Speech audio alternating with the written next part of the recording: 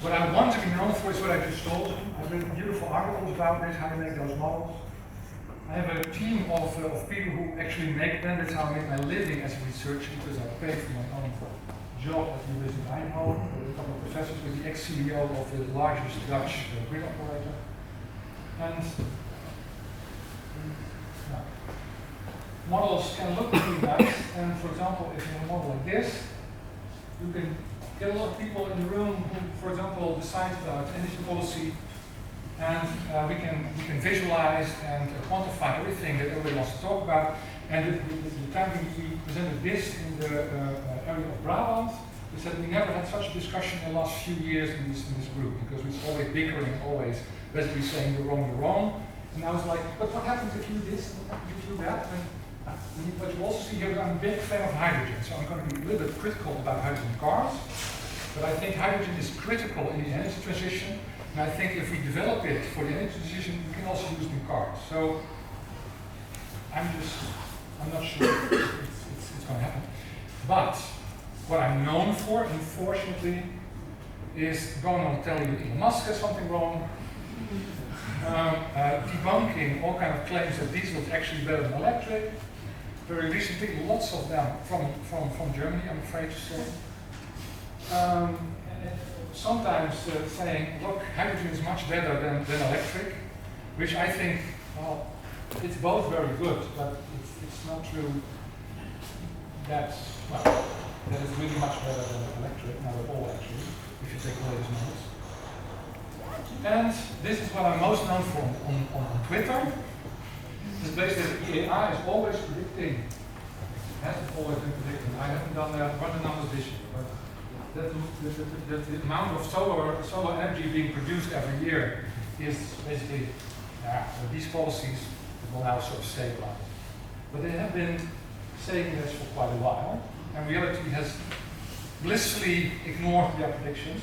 They say they're not predictions, and they say because of us people do new policies, and that's why the line is like this. But anyway, take heart, and things can happen very quickly. But now, how do those vehicles compare? I thought back to basics, because I found out, this is part of a course I gave on electric vehicles also on the web, and I found out even technical people learn a lot by going back to basics. So this is an internal combustion vehicle, right? Big motor on the front, everything happens, fuel back. Problems, of course, you lose most of the energy, lots of noise, and mostly CO2, right?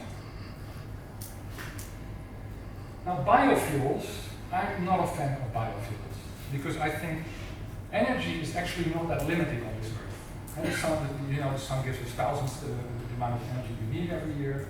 So we can get the energy in the end, that's not the problem. The problem is that the amount of land we have, and especially the amount of fertile land we have, is limited. So biofuels, please watch out, because it's very easy to get this effect. Really very easy, I'm not joking. Now, then we get the electric vehicle. Electric vehicle basically take out the internal combustion engine, put in a big battery, right? That's simple. Very many advantages. It can run electricity. Electric motor is extremely efficient, like 90% efficient or something. And actually, you said the efficiency of the overall cycle was like 73%, but actually on newest models, I think you can get, even including, well, if you take transport loss in the grid, but even if you take charging, it's like 15% or something else. So, no, but anyway, the overall efficiency is quite high. And of normal cars, actually 22% is on the road. It's often less. So, but I mean, they always say it's about that. So it's super efficient. And the nice thing is these batteries. And also people who are in hydrogen fuel cells, for example, they say we get a little bit angry about batteries sometimes because you're competing with something that's just plunging all the time. I think by the way that for hydrogen the plunging is also happening and it's still small. And since it's small, it has more plunging to do, so to speak. Usually those curves work with only doubling of production brings the price down with a certain amount of percent, like 20%, 70%, I think, 17%, I think it's mostly most hydrogen technologies. So if you sort of extrapolate that, if you say every doubling makes it 17% cheaper, then hydrogen will be very, very cheap in the future. So at least the electrolysis, that's it. So, but electric vehicles, this is happening. So for diesel, you're competing with a fuel that, let's say, here, let's say here on the same level. Here, impossible to compete. Here, everything's changed. So it's like diesel went from €1.50 per liter to 1.5 cents per liter or something, 15 cents per liter. It's that crazy. So if we compare the cost of a battery electric vehicle, this is what I also do a lot, then you see that in 2000, really wasn't any use in buying an electric vehicle unless you were really, really, really enthusiastic. I built a couple of them together with the company I was done with. Basically, it was a PR stunt to make sure that people understood it was a possibility. A little bit like what you explained with hydrogen a few years back. I mean, if you did something with hydrogen, it was to show people what is possible. If you build a hydrogen fuel station now, it's to show people, look, come around. But a lot happens with battery electric vehicles, and we can now sort of we can predict with great accuracy. Shit, how many minutes that is? That the price is going to be very cheap. But if you look at the fuel cell electric vehicle, right, you basically make batteries smaller. You add a couple of fuel cells here. That's a couple of hydrogen tanks.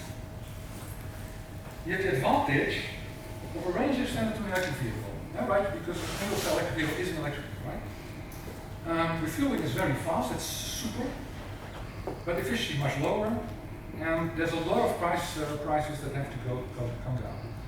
This is just to show how the efficiency is if you start with the sun, and 20% of the efficiency left, so to speak, when the solar panels are done, and then there is about the same difference as the other speakers predicted. So this is the problem of hydrogen. The next problem of hydrogen is that they have made great announcements about how much they were going to sell. And this was the target for 2020 and 2004. This was the reality. So it's not going like we planned.